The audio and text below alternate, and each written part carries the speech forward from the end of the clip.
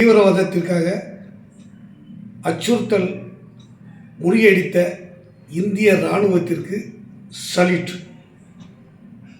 நம் இந்திய இராணுவம் உலகத்தில் உள்ள தீவிரவாதத்துக்கு எதிராக ஒரு போர் புரிஞ்சாங்க.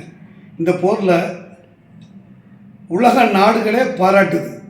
ஏன்னா நம்ம இராணுவம் நேர்மையாகவும்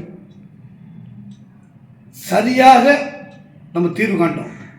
இதுக்கு நம்ம பாரத பிரதமர் மோடிஜி அவர்களுக்கு மனமார்ந்த நன்றியை தெரிவித்துக் கொள்கிறோம். உள்துறை அமைச்சர் அமித்ஷா அவர்களுக்கும் முப்படை தளபதி இராணுவ வீரர்கள் அனைவருக்கும் முதற்கண் ராயல் சல்யூட். நாம் தீவிரவாதத்திற்கு எதிரான போர் தான் பண்ண ஒழிய பாகிஸ்தான் மற்ற நாடுகளுக்கு எதிரான போர் கிடையாது.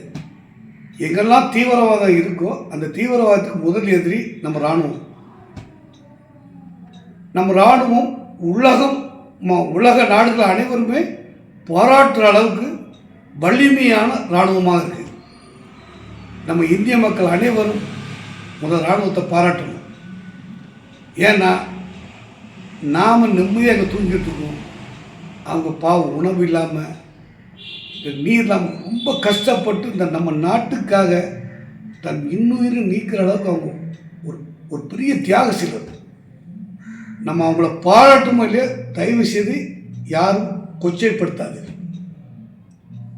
உலகத்தில் உள்ள அனைத்து நாடுகளும் பாராட்டுது இந்திய இராணுவத்தை. ஏன்னா அமைதியான முறையில் நியாயமான முறையில் ஒரு மக்களுக்கு சேதாரம் இல்லாமல் தீவிரவாத முகாமை மட்டுமே அளிச்சிருக்கோம்.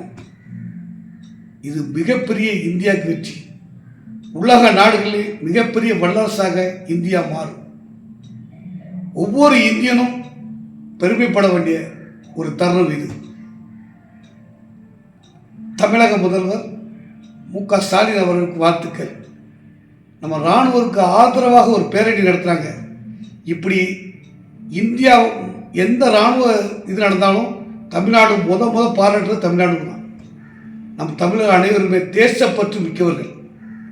இனி வரும் காலத்தில் உலக நாடுகளே பாராட்டுற அளவுக்கு மிகப்பெரிய வல்லரசாக இந்தியா மாறும். நாம் இந்திய மக்கள் அனைவரும் பெருமிதம் கொள்வோம். நன்றி, வணக்கம்.